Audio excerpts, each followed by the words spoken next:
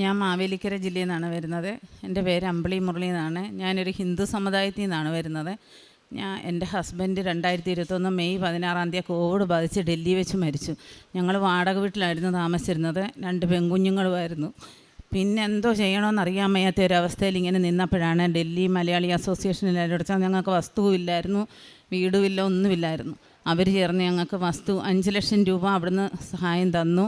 അങ്ങനെ വസ്തു 11.5 ലക്ഷം രൂപ എടുത്ത് വസ്തുവും മേടിച്ചു. ബാക്കി പൈസ ഇതുപോലെ ഓരോരുത്തർ സഹായിച്ച് അങ്ങനെ വസ്തുവും മേടിച്ചു. അത് കഴിഞ്ഞ് വീടിന് വേണ്ടി പഞ്ചായത്ത് തോറും കയറി ഇറങ്ങി. കളക്ട്രേറ്റ് വരെ പോയിട്ട് ഞങ്ങൾക്ക് വീടായിട്ടില്ലായിരുന്നു. ഞങ്ങളുടെ വീടിൻ്റെ നമ്പർ പുറകിൽ കിടക്കുക, നിങ്ങൾക്ക് ഇപ്പോഴേ ഇല്ലെന്നും പറഞ്ഞ് കളക്ട്രേറ്റിൽ നിന്ന് വരെ ഞങ്ങളെ പറഞ്ഞു വിട്ടു. അങ്ങനെ ഞാനൊരു സൂപ്പർ മാർക്കറ്റിൽ വർക്ക് ചെയ്യുവാണ്. അവിടുത്തെ സാറിൻ്റെ മോള് അസംഷൻ കോളേജിലാണ് പഠിക്കുന്നത്, ചങ്ങനാശ്ശേരി. അപ്പോൾ അവർ ചിറ്റിലപ്പള്ളി ഫൗണ്ടേഷൻകാർ 10 വീട് അവർക്ക് കൊടുക്കുന്നുണ്ട്. അങ്ങനെ എന്നോട് പറഞ്ഞു, ആൻറ്റി ഒരു അപേക്ഷ വെക്ക്, ആൻറ്റിയുടെ സ്വീകരിക്കുമോ നോക്കാമെന്ന് പറഞ്ഞു. ഞാൻ ഇവിടെ വന്ന് ഉടമ്പടി എടുത്ത് അന്ന് തന്നെ ഞാൻ ഇതുപോലൊരു അപേക്ഷ വെക്കാൻ പറഞ്ഞ് വെച്ചു. എന്നെ പിറ്റേ ദിവസം ആ കോളേജിലെ മിസ്സ് വിളിക്കുവാണേ, അമ്പിളി മുരളിയാണോ എന്ന് ചോദിച്ചു. ഞാൻ പറഞ്ഞു അതേ എന്ന് പറഞ്ഞു. നിങ്ങൾക്ക് വീടിൻ്റെ അപേക്ഷ വെച്ചിട്ടുണ്ട്, അത് നിങ്ങളുടെ അക്സെപ്റ്റ് ചെയ്തിട്ടുണ്ട്, അതുകൊണ്ട് നിങ്ങൾക്ക് എത്രയും പെട്ടെന്ന് എല്ലാ ഡോക്യുമെൻറ്റുമായിട്ട് ചങ്ങനാശ്ശേരി അസംഷൻ കോളേജിൽ വരണമെന്ന് പറഞ്ഞു.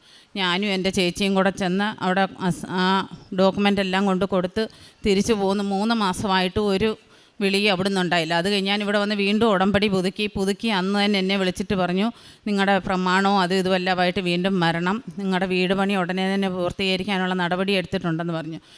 4 ലക്ഷം രൂപയെ അവർ തരത്തുള്ളൂ. പക്ഷേ ഞങ്ങളുടെ കയ്യിൽ 5 പൈസ പോലും എടുക്കാനില്ലാതെ ഞാനും എൻ്റെ കുഞ്ഞും ഇങ്ങനെ വിഷമിക്കുക.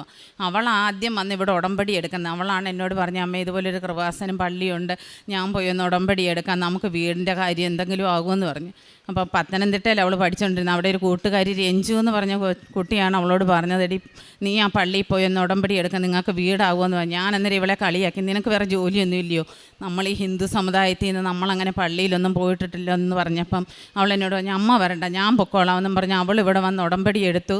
അത് കഴിഞ്ഞപ്പോൾ ഇവൾ പ്രാർത്ഥിക്കുന്ന കേട്ടപ്പോൾ എനിക്കും ഒരു മനസ്സിന് എന്തോ ഒരു ഇതുപോലെ തോന്നിയിട്ട് ഞാൻ പറഞ്ഞു, എന്നാൽ ഞാനും കൂടെ നിൻ്റെ കൂടെ ഇരുന്ന് പ്രാർത്ഥിക്കുമെന്ന് ഞാൻ പ്രാർത്ഥിച്ചു. ഞാൻ പറഞ്ഞെടി എന്നാൽ എന്നെ കൊണ്ടൊന്ന് പള്ളിയിൽ കൊണ്ടുപോകാം, എനിക്കൊരാഗ്രഹമെന്ന് പറഞ്ഞു. അങ്ങനെയാണ് ഇവിടെ വന്ന് ഞാൻ ഉടമ്പടി എടുക്കുന്നതും എൻ്റെ വീടിൻ്റെ കാര്യങ്ങളെല്ലാം നടക്കുന്നതും. പിന്നെ ഈ 4 ലക്ഷം രൂപ കൊണ്ട് വീട് വെക്കാൻ പറ്റത്തില്ലല്ലോ. എൻ്റെ ഹസ്ബൻഡ് ഡൽഹി കിടന്ന് മരിച്ചപ്പം അമേരിക്കയിൽ നിന്ന് എൻ്റെ റീനയെന്ന് പറഞ്ഞ ഒരാൾ എന്നെ സഹായിക്കുന്നുണ്ടായിരുന്നു. പുള്ളിക്കാരിയോട് ഞാനിത് പറഞ്ഞ്, റീന ഇതുപോലെ വീടിൻ്റെ കാര്യമല്ല വായി, അവർ 4 ലക്ഷം രൂപയെ തരത്തുള്ളൂ, പിന്നെ എന്തോ ചെയ്യുമെന്ന് എനിക്ക് അറിയത്തില്ലെന്നും പറഞ്ഞ് ഞാനിങ്ങനെ വിഷമിച്ച് ഇവിടെ വന്നൊരു ദിവസം ഞാൻ ഉടമ്പടി പുതുക്കി ഞാനങ്ങ് പ്രാർത്ഥിക്കുമോ, ഇവിടെ അമ്മ മാതാവിൻ്റെ തിരുമുമ്പിൽ ഇരുന്ന് പ്രാർത്ഥിച്ചു ഞാൻ പോയി. റീന എന്നോട് പറഞ്ഞു, അമ്പിളി ഒന്നും വിഷമിക്കണ്ട, വീട് പണിയെല്ലാം നടക്കുമെന്ന് പറഞ്ഞു. ഞാൻ ഇവിടുന്ന് വീട്ടിൽ ചെന്ന് കഴിഞ്ഞപ്പോൾ എൻ്റെ അക്കൗണ്ടിൽ ആദ്യം 1 ലക്ഷം രൂപയാണ് പുള്ളിക്കാരി ഇടുന്നത്. എന്നോട് പറഞ്ഞു, അക്കൗണ്ട് ഒന്ന് നോക്കണേ അമ്പിളി എന്ന് പറഞ്ഞു. ഞാൻ നോക്കിയപ്പോൾ സത്യമാണ്, 1 ലക്ഷം രൂപ എൻ്റെ അക്കൗണ്ടിൽ വന്നിട്ടുണ്ട്. അത് കഴിഞ്ഞപ്പോൾ ഈ കോൺട്രാക്ടർക്ക് കൊടുത്തപ്പം പുള്ളി 8,60,000 രൂപ എഗ്രിമെൻറ്റ് വെച്ചേക്കുന്നത്. ബാക്കി പൈസ എങ്ങനെയൊക്കെ ഞാൻ പറഞ്ഞാൽ അത് കൊടുത്ത് റീന ഇനി ഇങ്ങനെ നടക്കുമോ പണിയെന്ന് പറഞ്ഞു. അപ്പം അമേരിക്കയിൽ നിന്ന് ഒരാൾ എന്നെ വിളിക്കുവാണ്. പുള്ളിക്കാരി കൊടുത്ത നമ്പരാണ്. എന്നോട് ചോദിച്ചു, അമ്പിളിയാണോ എന്ന് ചോദിച്ചു. ഞാൻ പറഞ്ഞാൽ അതേന്ന് പറഞ്ഞു. അക്കൗണ്ട് നമ്പർ ഒന്ന് പറഞ്ഞേന്ന് പറഞ്ഞു. ഞാൻ അക്കൗണ്ട് നമ്പർ കൊടുത്ത് ഞാൻ എൻ്റെ ഫോണൊന്ന് ചുമ്മാ നോക്കിയപ്പോൾ 2 ലക്ഷം രൂപ എൻ്റെ അക്കൗണ്ടിൽ വന്നേക്കുന്നത്. എനിക്ക് വിശ്വസിക്കാനേ കഴിയുന്നില്ല. ഞാനെന്തായാലും പറഞ്ഞു, എൻ്റെ മാതാവേ എന്തോ ഈ കളി. അത് കഴിഞ്ഞപ്പം ബാക്കി 1 ലക്ഷം രൂപയും കൂടെ വേണം. അപ്പോഴും ഈ റീന എന്നെ വിളിക്കുന്നുണ്ട്, എന്ത് അമ്പിളി പണി. ഞാൻ പറഞ്ഞ് നടക്കുന്ന റീന ടൈലിൻ്റെ പണി ചെയ്യണമെന്നുണ്ട്, എനിക്ക് ആഗ്രഹമുണ്ട്, പക്ഷേ പൈസ ഇല്ലാത്തതുകൊണ്ട് നിർത്തി വെച്ചു. സാരമില്ല അമ്പിളി ഒന്നും വിഷമിക്കേണ്ടെന്ന്. 1,60,000 രൂപ എൻ്റെ അക്കൗണ്ടിൽ പിന്നെ ഇട്ടു തന്നു.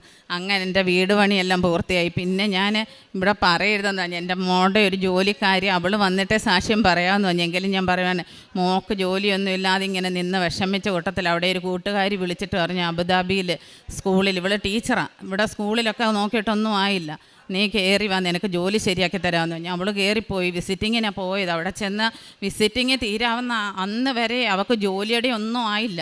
ഞാൻ എന്നേരം പറഞ്ഞു, എൻ്റെ മാതാവേ എൻ്റെ കുഞ്ഞിന് ജോലിയാവണേ, ഞാൻ 2 മുത്തുക്കുട മേടിച്ച് ഞാൻ മാതാവിന് കൊണ്ട് കൊടുക്കാവേ എന്ന് പറഞ്ഞു. അന്ന് തന്നെ അവൾ എന്നെ വിളിച്ചിട്ട് പറഞ്ഞു, അമ്മ എന്നെ വിളിച്ച് സ്കൂളിൽ നിന്ന് ഞാൻ ജോലിക്ക് കയറുക, അമ്മയൊന്നും വിഷമിക്കണ്ടെന്ന് പറഞ്ഞു. അവിടെ ആദ്യത്തെ ശമ്പളത്തിന് ഞാൻ മുത്തുക്കുട മേടിച്ച് വീട്ടിൽ വെച്ച കഴിഞ്ഞാൽ എനിക്ക് ഇന്നാണ് വരാൻ പറ്റിയ, പക്ഷേ ഇന്ന് ഞാൻ മുത്തുക്കുടയായിട്ടാണ് ഞാനിവിടെ വന്നത്.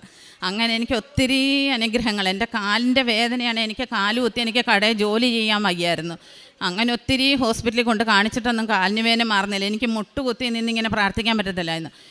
ഞാൻ ഇവിടുത്തെ ആ തൈലം പുരട്ടി എൻ്റെ കാലിന് വേദന ഇപ്പം മാറി, എനിക്ക് കാല് കുത്തി എനിക്ക് നിന്ന് ജോലി ചെയ്യാൻ പറ്റുന്നുണ്ട്. ഞാൻ മുട്ട് കുത്തി നിന്ന് ഞാൻ പ്രാർത്ഥിക്കുന്നത്. ഇപ്പം മറ്റേ കസേരയിലിരുന്നേ ഞാൻ പ്രാർത്ഥിക്കത്തുള്ളായിരുന്നു, എനിക്ക് ഇരിക്കാൻ പറ്റത്തില്ലായിരുന്നു. അത് പോയിട്ട് ഞാനിപ്പം മുട്ടുകുത്തി തന്നെ നിന്ന മാതാവിനെ പ്രാർത്ഥിക്കുന്നത്. ഞാൻ രാത്രി കടയിൽ നിന്ന് വന്നാലും ശരി, ഞാൻ കുളിച്ചിട്ട് പ്രാർത്ഥിച്ചിട്ട് ഞാൻ ആഹാരം കഴിക്കത്തുള്ളൂ. വെളുപ്പിനെ അതുപോലെ തന്നെ 5:30 എണ്ണീറ്റ് ഞാൻ പ്രാർത്ഥിക്കും. എൻ്റെ കൊച്ചു മോക്ക് വരെ എനിക്ക് പ്രാർത്ഥിക്കുന്നുണ്ടെങ്കിൽ പറയാം, അമ്മൂമ്മേ തൈലം തേച്ചതെന്ന് പറയും. പക്ഷേ ദൈവത്തിൻ്റെ അനുഗ്രഹം കൊണ്ട് അവൾക്കും ഇതുവരെയും വലിയ അസുഖങ്ങളോ കാര്യങ്ങളോ ഒന്നും ഉണ്ടായിട്ടില്ല. 2.5 വയസ്സുള്ള കുഞ്ഞാണ്. എപ്പോഴും പ്രാർത്ഥിക്കുമ്പോൾ പറയാം, അമ്മൂമ്മേ തൈലം തേക്കെന്നും പറഞ്ഞുകൊണ്ട് എപ്പോഴും എൻ്റെ അടുത്ത് വരും. അതുപോലെ പ്രേക്ഷിത പ്രവർത്തനം എന്ന് പറഞ്ഞാൽ ഞാൻ പത്രം ഇവിടുന്ന് കൊണ്ടുപോയി തിരുവല്ല ഗവൺമെൻറ് ആശുപത്രിയിലും പുഷ്പഗിരിയിലും എല്ലാം കൊണ്ടുപോയി രോഗികളെ കണ്ട് അവരോട് ഈ കാര്യങ്ങൾ, മാതാവിൻ്റെ കാര്യം എല്ലാം പറഞ്ഞ് ഞാൻ അവരോട് പ്രാർത്ഥിച്ച് അങ്ങനെ കൊടുക്കാറുണ്ട്. കാരുണ്യ പ്രവൃത്തി എന്ന് പറഞ്ഞാൽ ഞങ്ങളുടെ അടുത്ത് 2-3 ക്യാൻസർ രോഗികളുണ്ട്. അപ്പോൾ ഈ അബുദാബി പ്രവാസി സംഘം അവർക്ക് കിറ്റ് കൊടുക്കുന്നുണ്ട്. ഞാൻ അവർ പോലും അറിയാതെ അവരുടെ പേരെല്ലാം എഴുതി അവരുടെ വാട്സപ്പിൽ ഇട്ട് കൊടുത്തിട്ട് ഇവരെ ഫോൺ നമ്പരും കൊടുത്ത് വിളിപ്പിച്ച് അവർക്ക് ഒരു കിറ്റ് 2500 രൂപയുടെ അരി സാധനങ്ങളും എല്ലാം അത് 3-4 പേർക്ക് എൻ്റെ ഒരു ഇതിൽ ഞാൻ കൊടുക്കുന്നുണ്ട്. പിന്നെ ഇവിടെ വന്ന് ഈ ഒരു ഇത് പറയാൻ ഞാൻ എന്നും പറയും, അച്ഛൻ പറയുന്ന പോലെ നിങ്ങൾ പ്രത്യക്ഷീകരണത്തിന് സാക്ഷിയാക്കണേന്ന് മാത്രമേ പറയാവൂ. സത്യം ഞാൻ എന്നും പറയും, എൻ്റെ മാതാവേ എന്നെ പ്രത്യക്ഷീകരണത്തിന് സാക്ഷിയാക്കണേ, എനിക്കിവിടെ വന്ന് എനിക്കൊന്ന് സാക്ഷ്യം പറയണമെന്ന് എൻ്റെ വലിയൊരു ആഗ്രഹമായിരുന്നു. അതിന്ന് എനിക്ക് സാധിച്ചു തന്നു. എൻ്റെ അമ്മ മാതാവിനും തിരുക്കുമാരനും 1 കോടി നന്ദി. യെശയ്യാ 41:10 ഭയപ്പെടേണ്ട, ഞാൻ നിന്നോട് കൂടെയുണ്ട്, സംഭ്രമിക്കേണ്ട, ഞാനാണ് നിൻ്റെ ദൈവം, ഞാൻ നിന്നെ ശക്തിപ്പെടുത്തുകയും സഹായിക്കുകയും ചെയ്യും, എൻ്റെ വിജയകരമായ വലതുകരം കൊണ്ട് ഞാൻ നിന്നെ താങ്ങി നിർത്തും. അമ്പിളി മുരളി എന്ന സഹോദരിയുടെ കൃപാസനം മരിയൻ ഉടമ്പടിയുടെ സവിശേഷമായ ദൈവാനുഗ്രഹത്തിൻ്റെ സാക്ഷ്യമാണ് നാം ഇപ്പോൾ കേട്ടത്. പ്രിയമുള്ളവരെ, ഉടമ്പടി എടുക്കുക എന്നത് ഒരു ധൈര്യമാണ്, ഒരു ദൈവവിളിയുമാണ്. ഉടമ്പടി ജീവിക്കുക എന്നത് ദൈവസ്നേഹം നമ്മളിൽ നിലനിൽക്കുമ്പോൾ മാത്രം നടക്കുന്ന പ്രവൃത്തിയാണ്. അല്ലെങ്കിൽ 1-2 കാര്യം മാത്രം മനസ്സിൽ വയ്ക്കുകയും ഈ കാര്യം എപ്പോൾ നടക്കുമെന്ന് കരുതി അതുമാത്രം ചിന്തിച്ച് നാം ജീവിക്കുകയും ചെയ്യും. എന്നാൽ ഉടമ്പടി ഒരു ജീവിതക്രമമായി നമുക്ക് മാറുമ്പോൾ നമ്മുടെ നിയോഗങ്ങൾ സാധിച്ചോ എന്നതിലല്ല, ദൈവത്തെ എങ്ങനെ പ്രീതിപ്പെടുത്തുവാം, ദൈവസ്നേഹത്തിൽ എങ്ങനെ വളരാം എന്നതിനെക്കുറിച്ച് നിരന്തരം ഒരു പരിശ്രമം നമുക്ക് ഉണ്ടായിക്കൊണ്ടിരിക്കും. നമ്മൾ ദൈവസ്നേഹത്തോടു കൂടിയാണ് ഉടമ്പടി ജീവിക്കുന്നതെങ്കിൽ നമ്മുടെ നിയോഗങ്ങൾ മാറിപ്പോകുന്നതും അനുഗ്രഹിക്കപ്പെടുന്നതും നമ്മൾ പോലും അറിയത്തില്ല. അതാണ് സഹോദരി പറയുന്നത്. ഞാൻ അപേക്ഷ കൊടുത്തു, അടുത്ത ദിവസം അവർ വിളിച്ച് പറഞ്ഞു വീടിന് വേണ്ടി സെലക്ട് ചെയ്തു. 4 ലക്ഷം കൊണ്ടൊന്നും ആവില്ല. അപ്പോൾ അറിയാവുന്ന മറ്റൊരു വ്യക്തി വിശേഷം തിരക്കുവാൻ വിളിക്കുന്നു. വിളിച്ചിട്ട് അല്പം കഴിയുമ്പോൾ 1 ലക്ഷം രൂപ അക്കൗണ്ടിൽ വരുന്നു. പിന്നീട് ഒരിക്കലും അറിയാത്ത, കണ്ടിട്ടില്ലാത്ത മറ്റൊരു വ്യക്തി വിളിക്കുന്നു. വീണ്ടും 2 ലക്ഷം രൂപ അനുവദിച്ചു കൊടുക്കുന്നു. പണി ഏതാണ്ടൊക്കെ തീരാറാകുമ്പോൾ പണമില്ലാതെ വീണ്ടും നിലയ്ക്കുന്ന അവസരത്തിൽ വീണ്ടും ഒരു ഇടപെടൽ വരുന്നു. ആ ഇടപെടലിലൂടെ വീട് പൂർത്തീകരിക്കുവാൻ വഴിയൊരുങ്ങുന്നു. അമ്മ മാതാവ് ഇങ്ങനെ ദൂതരെ അയച്ചുകൊണ്ടിരിക്കും. നമ്മളത് വിശ്വസിക്കണം. ഉടമ്പടിയിലാണോ, ദൈവസ്നേഹത്തോടു കൂടി ജീവിക്കുന്നോ? നമ്മുടെ കൈകൾക്ക് തളർച്ചയാണെങ്കിലും, നമ്മുടെ കൈയുടെ ഉള്ളിലൊന്നുമില്ലെങ്കിലും, നമ്മുടെ മാവിൻകലം ശൂന്യമാണെങ്കിലും, നമ്മുടെ പണപ്പെട്ടിയിൽ ഒന്നുമില്ലെങ്കിലും, അവിടെ അമ്മ മാതാവിനറിയാം എങ്ങനെ ഉടമ്പടിയെടുത്ത മക്കളെ കാത്തുകൊണ്ട് സംരക്ഷിക്കണമെന്ന്. സഹോദരിയുടെ സാക്ഷ്യത്തിൽ സുന്ദരമായി പറയുന്നുണ്ട്, അല്ലലില്ലാതെ, കുറവൊന്നും അറിയാതെ, ഭാരപ്പെടാതെ ജീവിതത്തെ സംരക്ഷിച്ചുകൊണ്ട് അമ്മ നല്ലൊരു ഭവനം പൂർത്തീകരിച്ചു തന്നു. മകളെക്കുറിച്ച് പറഞ്ഞു, ജോലിയില്ലാതെ ക്ലേശിച്ചിരുന്ന നമ്മൾ എന്ത് ചെയ്യണമെന്നറിയാതിരിക്കുമ്പോൾ ഒരു ദൂതനെ പോലെ മറ്റൊരു വ്യക്തി ഇടപെടുകയും വിദേശത്തേക്ക് കയറിപ്പോരാൻ വരികയും അവിടെ ചെല്ലുമ്പോൾ അവൾക്ക് വേണ്ടുന്ന ജോലി ഒരുക്കി വയ്ക്കുകയും ചെയ്തുവെന്ന. പ്രിയമുള്ളവരെ, നമ്മൾ നമ്മുടെ യുക്തി അനുസരിച്ച് ദൈവത്തോട് ഇടപെടുന്നതിന് പകരം ദൈവത്തിൻ്റെ കരങ്ങളിൽ ജീവിതം വിട്ടുകൊടുത്ത് ശരണപ്പെട്ടുകൊണ്ട് ദൈവ ഇഷ്ടം നിറവേറ്റുവാനായി തയ്യാറാവുക. നമ്മുടെ യുക്തിയിൽ എപ്പോഴും ദൈവത്തോട് സംസാരിക്കുമ്പോൾ നമ്മൾ ദൈവത്തോട് കൽപ്പിക്കുകയാണ്. മറിച്ച് ചെറിയ നമ്മൾ, കുറവുള്ള നമ്മൾ, പരിമിതികളിൽ മാത്രം ജീവിക്കുന്ന നമ്മൾ ദൈവത്തോട് ജീവിത വിഷയം പറഞ്ഞുകൊണ്ട് ദൈവം ആഗ്രഹിക്കുന്നത് പോലെ ജീവിതകാര്യങ്ങൾ ക്രമപ്പെടുത്തുമ്പോൾ വലിയ അടയാളങ്ങൾ സമയച്ചുരുക്കത്തിൽ അമ്മ മാതാവ് അനുവദിച്ചു തരും. ഈ അക്രൈസ്തവ മകൾ ആ സാക്ഷ്യം പറഞ്ഞു തീർക്കുമ്പോൾ സൂചിപ്പിക്കുന്നത്, ഒന്ന്, അമ്മയുടെ പ്രത്യക്ഷീകരണത്തിൻ്റെ സാക്ഷിയാകുവാൻ വേണ്ടി ഈ സാക്ഷ്യം പറയുവാൻ ഒത്തിരി ആഗ്രഹിച്ചു.